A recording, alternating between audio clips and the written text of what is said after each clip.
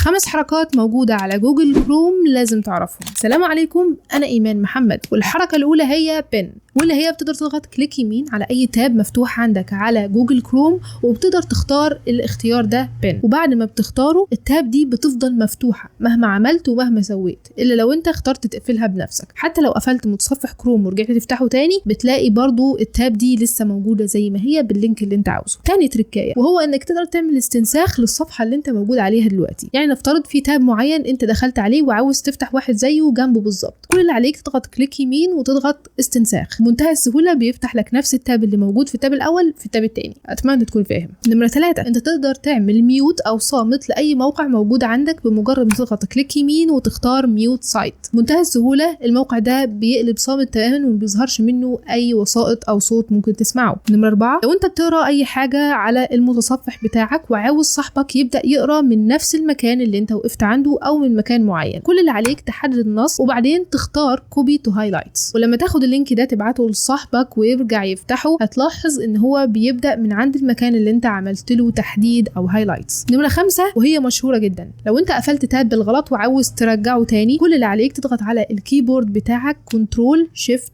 مع حرف التي، او ممكن تضغط كليك يمين على المتصفح عادي وتختار ري اوبند كلوز تاب. بس كده، دي كانت 5 تريكات سهله وبسيطه عن جوجل كروم. لو انت عاوز تعرف حاجات اكتر واكتر تابعني عشان يوصلك كل جديد اول باول.